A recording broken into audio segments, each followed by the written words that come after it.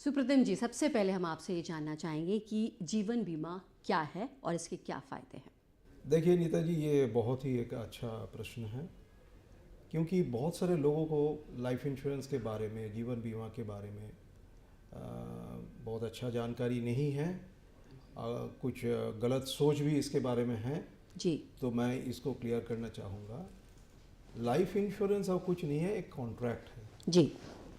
जैसे हम लोग जानते हैं कॉन्ट्रैक्ट में दोनों पार्टीज़ होते हैं। इसमें कौन कौन पार्टी है? एक है जो इंश्योरेंस परचेज कर रहे हैं, जिसको हम लोग पॉलिसी होल्डर भी कह सकते हैं या इंश्योर्ड भी कह सकते हैं। जी। और जो इंश्योरेंस का जो सुरक्षा है, जीवन बीमा का जो सुरक्षा है, वो जो प्रोवाइड कर रहे हैं, प्रोवाइडर है इंश्योरेंस कंपनी। यानी कि आज अगर हम लोग LIC के बारे में बात करें जी। तो LIC है प्रोवाइडर और परचेजर है पॉलिसी होल्डर। लेकिन ये जो कॉन्ट्रैक्ट है, कॉन्ट्रैक्ट में क्या फाइनेंशियल साइड इसमें क्या है कि इंश्योरेंस जो परचेस कर रहे हैं वो प्रॉमिस करते हैं कि हम एक सर्टेन अमाउंट ऑफ प्रीमियम हर साल देते रहेंगे आपको, और इसके बदले में इंश्योरेंस कंपनी ये प्रॉमिस करता है कि अगर आपका कोई अचानक डेथ हो जाए, कुछ हो जाए, तो उसका पूरा जो इंश्योरेंस का वैल्यू है जी। हम लोग आपके जो डेजिग्नेटेड नॉमिनी हैं उनके हाथ में हम लोग दे देंगे। तो ये एक्चुअली फैमिली के सुरक्षा के लिए इससे बढ़िया कोई भी चीज़ शायद देश में नहीं है, लेकिन लोगों को इसको समझना चाहिए। सुप्रतिम जी, आपने बताया कि LIC के क्या क्या फ़ायदे, लेकिन इसका मकसद क्या है? हम चाहेंगे हमारे व्यूअर्स को आप ये समझाएं। जैसे मैंने बोला कि ये सुरक्षा के लिए है कि, लेकिन किस तरह का सुरक्षा क्यों चाहिए? अब देखिए, जीवन में हर चीज़ को जो हम लोग हैंडल करते रहते हैं, अपने घर है, अपने फर्नीचर्स है, अपने टू व्हीलर्स है, कार्स हैं, सारी चीज़ का वैल्यूएशन हम लोग करवाते हैं। इसका वैल्यू क्या है, अगर इसका कुछ हो जाए तो मेरा कितना मिल सकता है इसमें, जी। इस तरह का। लेकिन सबसे अजीब चीज़ है कि ह्यूमन लाइफ का वैल्यू तो कुछ नहीं होता है, कोई नहीं सोचता ही है इसके बारे में। तो ये इसके बारे में लोगों को सोचना चाहिए, क्योंकि एक इंसान के लिए सबसे बड़ा जो इम्पोर्टेंट चीज़ उनके लिए है, वैल्यूएबल चीज़ उनके लिए है, वो है अपने आप। बिल्कुल। तो इसका वैल्यूएशन कैसे किया जाए, इसका बहुत सारे थ्योरीज है, बहुत सारे ये है, लेकिन बेसिक इसका आइडिया है कि एक आदमी जो ब्रेडविनर है फैमिली के, उनके डेथ हो जाने से कितना एक इकोनॉमिक नुकसान पहुंच सकता है उस फैमिली को, उनके बाकी जो फैमिली मेंबर्स को, तो उसको कैसे भरपाई किया जाए। अगर ये कैलकुलेशन करना बहुत दिक्कत होता है, कभी कभी हम लोग एक थंब रूल भी यूज़ करते हैं। आपकी एनुअल इनकम जो हो उसके 15 से 20 गुना आप कर लीजिए और उतना अमाउंट का इंश्योरेंस आप खरीद लीजिए, ताकि आपके अनुपस्थिति में भी जो है फैमिली का कोई दिक्कत ना हो, और उनका जो लाइफस्टाइल है, बच्चों का एजुकेशन जो है, या और बाकी जो है चीज़ जो है, एक डिग्निटी के सहित जो लाइफ बिताना है, वो कैसे किया जा सकता है, वो उन लोग कर सकते हैं और उसमें कोई प्रॉब्लम उनका नहीं होगा। तो उस हिसाब से भी आप कर सकते हैं, और इसको कहते हैं ह्यूमन लाइफ वैल्यू। ये बड़ा ही अच्छा कॉन्सेप्ट है इंश्योरेंस के लिए, और इस हिसाब से भी इंश्योरेंस करना चाहिए। सुप्रतिम जी, आपसे जानना चाहेंगे कि इंश्योरेंस क्लेम सेटलमेंट क्या है और ये कैसे काम करता है?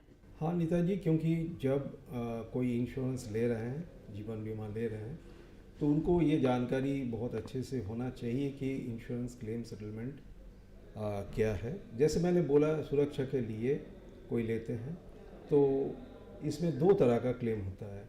एक, किसी का अनटाइमली अनफॉर्चुनेट डेथ हो जाए तो उस केस में ये डेथ क्लेम के हिसाब से ट्रीट किया जाएगा।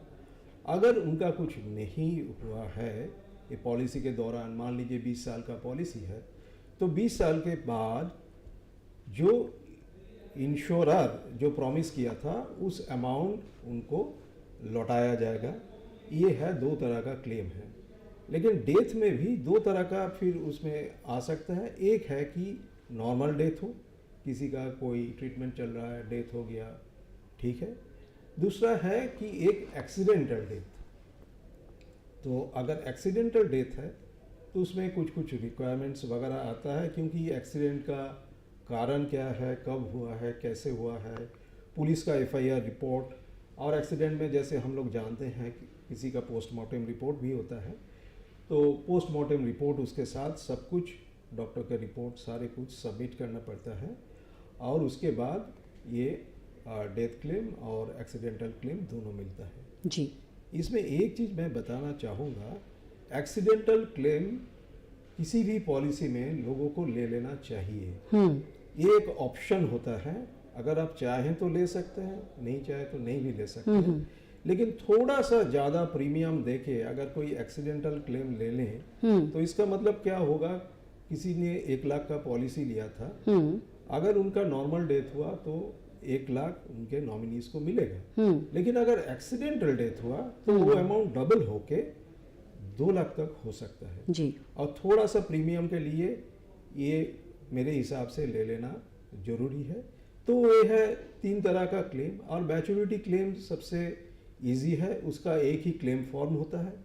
क्लेम फॉर्म के साथ आपको अपने ओरिजिनल पॉलिसी बॉन्ड सबमिट करना पड़ता है, और चूंकि जब आप पॉलिसी ले रहे हैं तब मैच्योरिटी का डेट सर्टेन है। अगर 20 साल का है तो आज से 20 साल के बाद जो है ये मैच्योरिटी क्लेम सेटल होगा। सुप्रतिम जी, आपने बताया कि क्लेम सेटलमेंट कैसे लिया जा सकता है, लेकिन एक्सीडेंट होने के कितने दिन के अंदर अंदर ये क्लेम सेटलमेंट किया जा सकता है, ये भी जानना चाहेंगे। ये जानकारी बहुत ही ज़रूरी है, क्योंकि एक्सीडेंटल बेनिफिट तभी मिलता है अगर एक्सीडेंट के चलते विदिन 180 डेज जो है अगर डेथ हुआ है तभी एक्सीडेंटल बेनिफिट मिलता है। मान लीजिए एक्सीडेंट में इमीडिएट अगर किसी का डेथ हो गया तब तो इमीडिएट एक्सीडेंटल क्लेम और डेथ क्लेम दोनों एक साथ मिल जाएगा। लेकिन किसी का डेथ हुआ 180 डेज के बाद, यानी कि 6 महीना के बाद, तब सिर्फ डेथ क्लेम ही मिलेगा, उसमें एक्सीडेंटल क्लेम नहीं मिलता है जी। ये कानून है। तो जो भी एक्सीडेंटल क्लेम का पॉलिसी कोई परचेस करे, ये सारे कानून जो है, इसका क्या तरीका है सेटल करने का, ये करने का, ये सारे कुछ कर ले।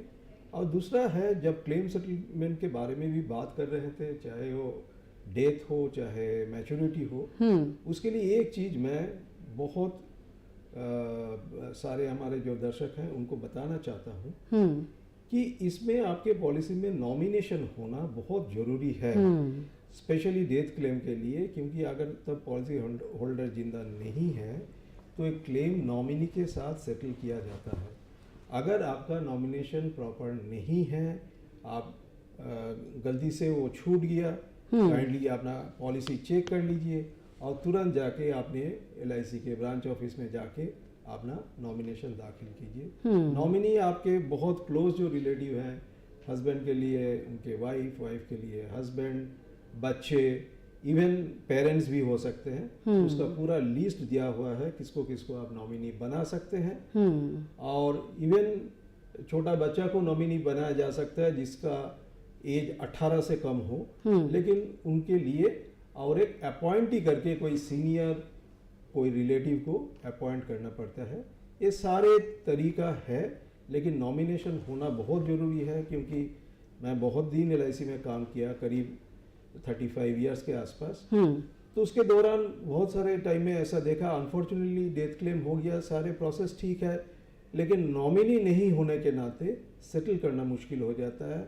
और उस टाइम में एक ही उपाय बचता है, अपने कोर्ट से, कोई भी कोर्ट से अपना सक्सेशन सर्टिफिकेट लेके आना जी। मतलब जिस आदमी का डेथ हुआ उनका सक्सेसर कौन कौन है, जिसके हाथ में ये क्लेम का अमाउंट दिया जा सकता है। और वो एक बड़ा लंबा चौड़ा प्रोसेस है, तो काइंडली अपना नॉमिनेशन आज ही करवा लीजिए जी, और अपने पॉलिसी को सही ढंग से चलाइए। सुप्रतिम जी, आपने बताया कि नॉमिनी होना कितना ज़रूरी है, और जिसने भी अगर नॉमिनी नहीं बनाया है तो वो ज़रूर नॉमिनी बनाएं, जिससे कि बाद में उनको बेनिफिट मिल पाए। लेकिन अगर नॉमिनी को के पास सर्टिफिकेट नहीं है, तब भी क्या कंपनी उसको क्लेम देती है? क्या उसको मिल सकता है बिना सर्टिफिकेट के भी? हाँ, बहुत सारे ऐसा भी केसेस होते हैं कि जहाँ, क्योंकि एक पॉलिसी कभी कभी 20, 25, 30 साल तक चलता है, और इस बीच में ऐसा हो कि लोगों का जो है जहाँ रहते हैं वो 2-3 बार अपना मकान चेंज किया, शिफ्टिंग में इधर उधर हो सकता है, या गलती से प्रॉपर्ली पॉलिसी बॉन्ड को रखा नहीं गया, वो मिसप्लेस हो सकता है जी। इसमें कोई प्रॉब्लम नहीं है। इसमें ये मत सोचिएगा कि आपका पॉलिसी क्लेम आपको कभी नहीं मिलेगा। आप जिस ऑफिस से, जिस ब्रांच से आप पॉलिसी ले चुके हैं उधर जाइए, उनको अपना एप्लीकेशन डाल दीजिए, और उसके बाद उन लोग ये कह सकते हैं, कोई एक नेशनल न्यूज़पेपर में दिल्ली में आप एक छोटा सा ऐड दे दीजिए कि मेरा फलाना पॉलिसी जो है खो गया है, अगर किसी के पास हो तो काइंडली वो हमको भिजवाएं जी। और इसके बाद 1 महीना वेट करना पड़ता है। अगर कोई उसमें ऐसा ना बताए तो मतलब आपका काम ख़त्म हो गया। उसके बाद जो है आप वो वाला पेपर का कटिंग लेके आप ब्रांच ऑफिस में, LIC के ब्रांच ऑफिस में जमा कर दीजिए। हो सकता है कि ऑफिस आपको और एक बॉन्ड देने के लिए कहें जिसका नाम है इंडेमनिटी बॉन्ड। मान लीजिए ये क्लेम तो सेटल हो गया आपके साथ, उसके बाद दूसरा कोई आके ये पॉलिसी बॉन्ड दिखा के, ओरिजिनल पॉलिसी बॉन्ड दिखा के कुछ डिमांड करे इंश्योरेंस कंपनी से, तो उसके लिए जिम्मेदार इंश्योरेंस कंपनी नहीं रहेगा। इस तरह का एक डिक्लेरेशन आपको देना पड़ेगा। लेकिन ये एक कानूनी प्रोसीजर है, इसमें कोई सोचने के बाद नहीं है, आप दे दीजिए और उसके बाद जो है आपका ये क्लेम सेटल हो जाएगा। लेकिन इसमें एक चीज़ मैं बताना चाहूँगा, ओवर द इयर्स LIC या insurance regulatory authority of India जो मतलब रेगुलेटर है सारे इंश्योरेंस कंपनीज का इंडिया में, इन लोग अपना तौर तरीका काफ़ी बदलाए हैं और जिसके चलते क्लेम सेटलमेंट बहुत इजी हो गया। अभी हाल ही में आप लोग देखे होंगे, कुछ दिन पहले ओडिशा में एक बहुत बड़ा ट्रेन हादसा हुआ था जी। अनफॉर्चुनेट बहुत ही जी। करीब 300 के आसपास, 280-290 कुछ लोगों का इमीडिएट डेथ भी हो गया था। इसमें LIC भी बढ़ चढ़ के उन्होंने एफर्ट लिया है। अगर पॉलिसी बॉन्ड ना भी मिले, गवर्नमेंट के रिकॉर्ड से जो लोकल हॉस्पिटल से जो डेथ सर्टिफिकेट मिले, उनके साथ आपने पॉलिसी जो रिकॉर्ड्स हैं सारे कुछ इकट्ठा रखा जाता है। आप जानते हैं आज कंप्यूटर में है, उसका नाम और डेट ऑफ बर्थ मैच करके उनका पॉलिसी निकाल के उसका स्टेटस देख के, वो क्या ऑलरेडी चल रहा है, पॉलिसी वैलिड है, वो देख के आपने आप वो पॉलिसी सेटल कर देंगे, क्लेम सेटल कर देंगे। इसके लिए कुछ भी जरूरत नहीं पड़ेगा। ये जो है एक मतलब जब भी कोई नेचुरल कैलामिटी हुआ है, चाहे वो लातूर में जो है अर्थक्वेक हुआ था, सुनामी हुआ था, उसके पहले सारे केसेस में हमने देखा कि LIC नहीं, बाकी इंश्योरेंस कंपनी भी बहुत आगे बढ़ के लोगों को मदद की है। सुप्रतिम जी, आपसे एक बार फिर से जानना चाहेंगे कि अगर किसी को अपना क्लेम सेटलमेंट करवाना हो तो किन किन दस्तावेज़ों की ज़रूरत पड़ती है? पहले जैसे मैंने बताया नीता जी कि एक जो है आपको ओरिजिनल पॉलिसी बॉन्ड ज़रूरत होगा। बहुत सारे लोग इंश्योरेंस लेते हैं, पॉलिसी बॉन्ड रखते हैं, लेकिन फैमिली में किसी को पता ही नहीं होता है कि उनके पास कोई इंश्योरेंस पॉलिसी है।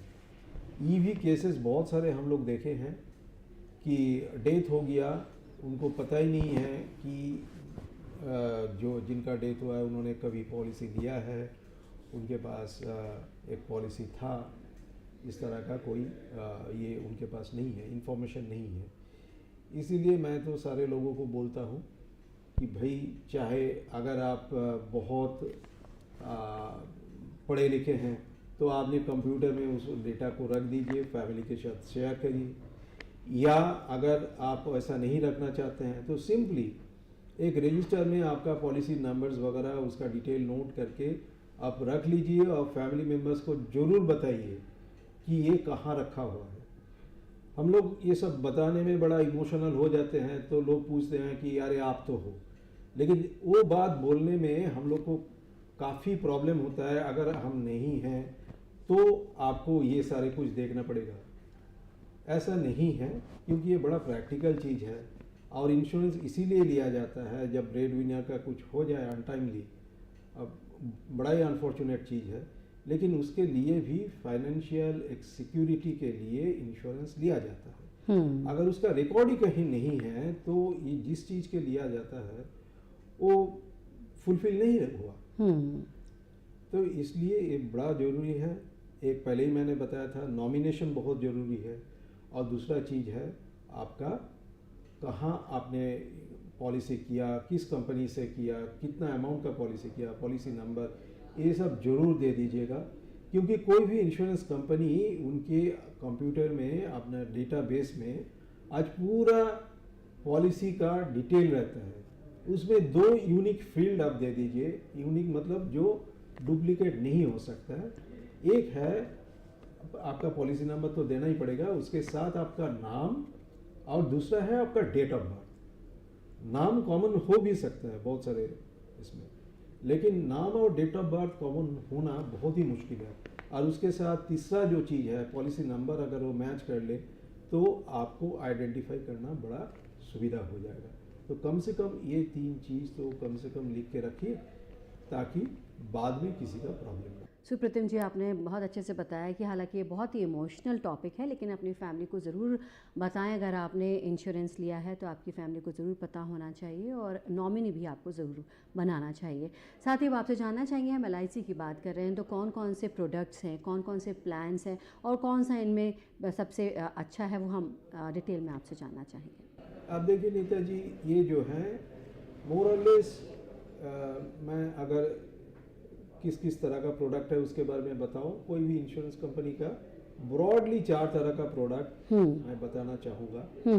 एक जो है term life insurance. Term life insurance के मतलब जो है, ये है सिर्फ लाइफ इंश्योरेंस का प्रोटेक्शन देना, इसके साथ कोई रिटर्न नहीं भी आ सकता है। कभी कभी इसमें जितना प्रीमियम पेमेंट किए हैं मैच्योरिटी में वो आता है, लेकिन कभी कभी ऐसा हो जाता है इसका कोई मैच्योरिटी नहीं होता है, सिर्फ डेथ कवर जो है, डेथ से जो है सुरक्षा देता है फैमिली को, तो इसमें कोई भी पैसा लौटाने का कोई जिम्मेदारी इंश्योरेंस कंपनी का नहीं है। तो इसमें क्या है कि इसमें लेकिन ये है प्योर इंश्योरेंस, और इसमें जो है आपका बहुत कम इंश्योरेंस प्रीमियम देके आप बहुत हाई अमाउंट का कवर ले सकते हैं। जैसे 30-35 साल का मैं एक एवरेज आपको बता रहा हूँ, अगर कोई 35 साल का या 30 साल का कोई इंसान लेना चाहेंगे, मान लीजिए 2 करोड़ का पॉलिसी, 2 करोड़ ऐसे सुनने में बहुत बड़ा लगता है, लेकिन 2 करोड़ का पॉलिसी लेना चाहेंगे तो ऑन एन एवरेज 2 से 2,500 प्रीमियम मंथली देने से भी ये कवरेज मिल सकता है। दूसरा तरह का जो ये है वो है एंडाउमेंट। टर्म लाइफ और एंडाउमेंट में फ़र्क इतना ही है, एंडाउमेंट में क्या है, प्रीमियम ऑब्वियसली ज़्यादा है लेकिन बेनिफिट भी ज़्यादा है, क्योंकि इसमें हर साल इंश्योरेंस कंपनी जैसे LIC भी अपना बोनस डिक्लेयर करता है। बोनस और कुछ नहीं है, बोनस है उनका जो प्रॉफिट हुआ है, एक्चुअल बेसिस में जो प्रॉफिट हुआ है, वो प्रॉफिट का एक पार्ट जो है पॉलिसी होल्डर के साथ शेयर किया जाता है। 90 से 95% तक, अभी शायद 90% हो गया, ये शेयर किया जाता है पॉलिसी होल्डर के साथ, और हर साल वो डिटरमिन होता है मार्च महीना के बाद। उसके बाद उसका एक्चुअल रिपोर्ट आता है, वैल्यूएशन होता है, उस हिसाब से डिक्लेयर किया जाता है। तो उसमें क्या होगा, मैच्योरिटी के टाइम में ना सिर्फ आपका पॉलिसी का बेसिक सम एश्योर्ड मिलेगा, जो मान लीजिए 1 लाख का पॉलिसी 1 लाख मिलेगा, अगर 25 साल रहा उसमें तो 25 साल हर साल जो बोनस उसमें ऐड हुआ है वो इकट्ठा एक साथ करके दिया जा सकता है उनको। तो उसमें क्या है कि ना सिर्फ आपको डेथ कवर मिला, जीवन का सुरक्षा मिला, लेकिन मैच्योरिटी के टाइम में भी इकट्ठा एक पैसा आपको मिल सकता है। जी, तमाम मालूमात के बाद बहुत से ऐसे व्यूअर्स होंगे जो अब ये जानना चाहेंगे कि अपने आप को LIC के तहत कहाँ और कैसे रजिस्टर कर सकते हैं, तो आइए जानते हैं। ये है LIC की ऑफिशियल वेबसाइट www.licindia.in। यहाँ पर आप देखें तो प्रोडक्ट्स के अंदर सारे प्लान्स की लिस्ट यहाँ आपको दिख जाएगी। सपोज आपको इंश्योरेंस प्लान्स देखने हैं तो आप इंश्योरेंस प्लान्स पर क्लिक करके सारे इंश्योरेंस प्लान्स को देख सकते हैं। ये इनके प्लान नंबर हैं जिन्हें हम टेबल नंबर भी कहते हैं। UIN नंबर भी यहाँ सब देख सकते हैं। इसके बाद आप देख सकते हैं कि होल लाइफ प्लान कौन से हैं, मनी बैक प्लान्स कौन से हैं, सारी जानकारी आप यहाँ देख सकते हैं। और साथ में कुछ प्लान्स के PDF भी आप यहाँ देख सकते हैं। इसी तरह से अगर आपको हेल्थ प्लान्स देखने हैं तो हेल्थ प्लान्स पर क्लिक करेंगे, फिर पेंशन प्लान पर क्लिक करेंगे, सारे पेंशन प्लान्स की लिस्ट आपको दिख जाएगी। ये 3 प्लान LIC से रिलेटेड है। फिर क्लिक करके यहाँ आप देख सकते हैं टेबल नंबर मेंशन है, उस पर पर्टिकुलर प्लान का नाम है। अगर आपको ऑनलाइन प्लान को खरीदना है तो यहाँ पर बाय ऑनलाइन पर क्लिक करना है। तो यहाँ पर आप देख सकते हैं LIC टेक टर्म्स, LIC जीवन शक्ति, LIC बचत, ये सारे प्लान्स की लिस्ट है जिन्हें आप ऑनलाइन खरीद सकते हैं। यहाँ पर एक ऑप्शन है जिसमें पूछा जा रहा है कि ऑलरेडी हैव एक्सेस ID। अगर आपके पास एक्सेस ID है तो आप डायरेक्ट लॉगिन कर सकते हैं, अगर नहीं है तो आपको पहले साइन अप करना होगा। मिसाल के तौर पर मैं यहाँ पर क्लिक करती हूँ LIC जीवन अक्षय 7 पर। तो यहाँ पर आपको अगर कॉल पर बात करनी है तो ये यहाँ पर कॉन्टैक्ट डिटेल है। यहाँ पर ईमेल ID और टाइम दिया हुआ है कि कब से कब तक आप बात कर सकते हैं। अब फर्ज करें हमें इस प्लान को खरीदना है तो यहाँ टू बाय ऑनलाइन पर क्लिक करें और यहाँ पर हम जैसे ही क्लिक करेंगे तो ये पूरी डिटेल यहाँ पर आपको फॉर्म टाइप का दिखेगा। इस फॉर्म को आपको क्लिक करना है, इसके बाद आपको साइन अप करना है। इसकी एक्सेस ID आपको मिलेगी और इसके बाद आप खरीद सकते हैं इस प्लान को ऑनलाइन। जैसे कि यहाँ सबसे पहले डालेंगे अपना नाम, उसके बाद हम यहाँ डालेंगे अपना date of birth. Date of birth आप यहाँ पर सेलेक्ट कर सकते हैं, जो भी आपकी डेट ऑफ बर्थ है आप इस तरह से डाल सकते हैं। जैसे कि मैंने यहाँ डाला है 4 फरवरी साल 1988। अब अगर आपका मिडिल नाम है तो मिडिल नाम डालें, अगर आपका लास्ट नाम है तो लास्ट नाम यहाँ पर आपको डालना है और फिर आपको मोबाइल नंबर डालना है। इसके बाद आपको डालनी है अपनी जीमेल ID और इसके बाद आपको अपनी सिटी को सेलेक्ट करना है और यहाँ पर जो कैप्चा दिया है उसी फॉर्मेट में इस बॉक्स को फिल करना है। इसके बाद आपको नीचे टिक करना है, फिर क्लिक करेंगे कैलकुलेट प्रीमियम पर और यहाँ आपको एक्सेस ID मिल जाएगी। इसको आप नोट कर लीजिए और यहाँ पर आया है OTP। यहाँ हम OTP लिखेंगे, इसके बाद प्रोसीड पर क्लिक करेंगे तो यहाँ ये पूरी डिटेल निकल कर आ जाएगी। सबसे पहले आप अपने प्लान के बारे में अपना प्रीमियम कैलकुलेट करके देख सकते हैं। यहाँ पर ढेर सारे ऑप्शंस होते हैं, जैसे कि J ऑप्शन चूज करने पर इसके बाद NUT टाइप चूज करना है, फिर इसका प्रीमियम पे टर्म फुल करना है, फिर हमें चूज करना है पेंशन मोड अगर मंथली चूज करते हैं। इसके बाद पेमेंट मोड हमें सिंगल रखना है, फिर हमें सेकेंड लाइफ की डेट ऑफ बर्थ डालनी है, फिर हमें परचेज प्राइस फिल करना है और हमें यहाँ पर जेंडर सेलेक्ट करना है। कैलकुलेट प्रीमियम पर जैसे ही क्लिक करेंगे तो सारी डिटेल यहाँ पर निकल कर आ जाएगी कुछ इस तरह से। इस तरह हम कोई भी LIC का प्लान ऑनलाइन खरीद सकते हैं। आपको जो भी प्लान चाहिए सारी डिटेल आपको यहाँ फिल करनी है। यहाँ सिलेक्ट करने के बाद इसका पूरा प्रीमियम यहाँ कैलकुलेट होकर आ जाएगा। आप इसी तरह से दूसरे प्लान को भी खरीद सकते हैं। LIC ने ऑनलाइन कियोस्क और IVRS के अलावा दिल्ली, मुंबई, पुणे, अहमदाबाद, हैदराबाद, चेन्नई, कोलकाता और कई दूसरे शहरों में इंफॉर्मेशन सेंटर्स की शुरुआत की है और अपने पॉलिसी होल्डर्स के साथ आसान पहुंच कायम करने के लिए LIC ने अपने मातहत कुछ कॉन्टैक्ट ऑफिसेज की भी शुरुआत की है। ऑफिसेज छोटे छोटे हैं और कस्टमर्स के करीब बनाए गए हैं। सैटेलाइट ऑफिसेज में डिजिटलाइज्ड रिकॉर्ड के ज़रिए फ्यूचर में सर्विसेज कहीं से भी मुहैया करने के लिए और तमाम सहूलियत देने की कोशिश की जा रही है।